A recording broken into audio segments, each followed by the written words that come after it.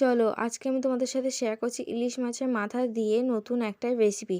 তো এই রেসিপিটা বানাতে আমাদের কি কি উপকরণ লাগছে আমি সেগুলো তোমাদেরকে আগে দেখিয়ে দিচ্ছি। এখানে আমার ছিল দুটো ইলিশ মাছের মাথা, পেঁয়াজ কুচি, আদা কুচি, রসুন কুচি, তারপর লঙ্কা আর একটু টমেটো কুচি। আমার কাছে টমেটোটা ছিল তাই দিয়েছিলাম, তোমরা যদি পছন্দ না করো তাহলে ওটা বাদ দিতেই পারো, কোনো অসুবিধা নেই। তো চলো এবার আসল রান্নার দিকে যাওয়া যাক।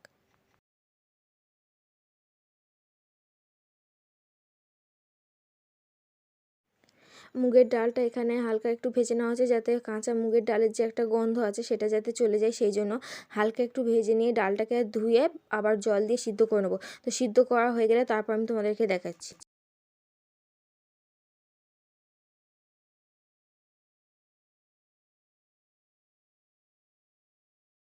ডালটা একটু সিদ্ধ হয়ে যেতে টমেটো আর লঙ্কা কুচিটা দিয়ে ভালো করে একটু ফুটিয়ে টমেটোটা সিদ্ধ হয়ে যেতে তারপর ডালটাকে নামিয়ে নেওয়া হয়েছে।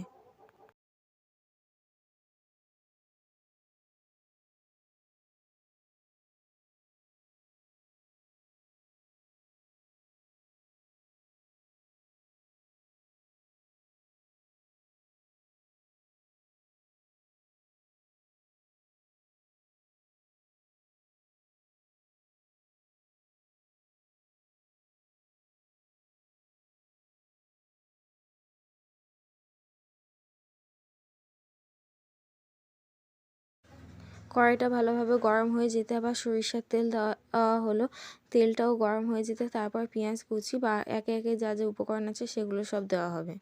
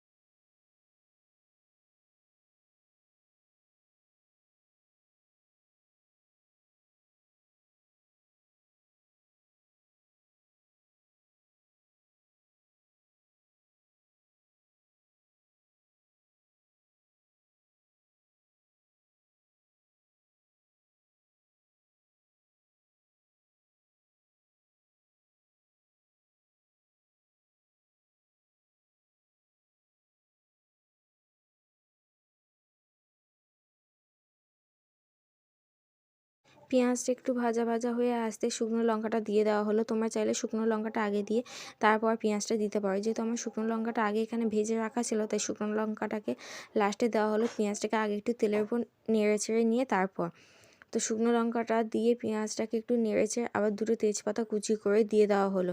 তেজপাতা, শুকনো লঙ্কা আর পেঁয়াজ এগুলোকে আবার তেলের উপর একটু ভালো করে ভাজা ভাজা করে নিতে হবে।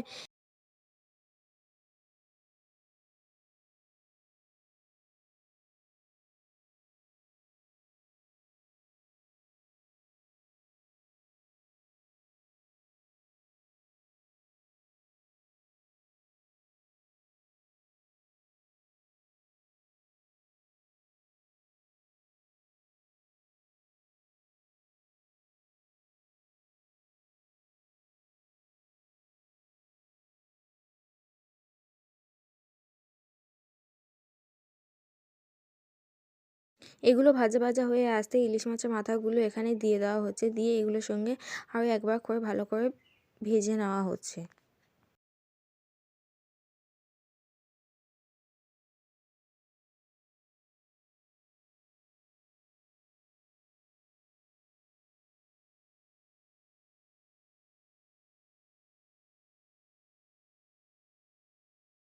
এগুলো তেলের উপর ভালো করে ভাজা ভাজা করে নেওয়ার পরে তা আদা রসুন কুচিটা দিয়ে দিচ্ছি, দিয়ে রসুনের যে একটা কাঁচা গন্ধ আছে সেটা যতক্ষণ না চলে যায় ততক্ষণ একটু নাড়াচাড়া করে নেব।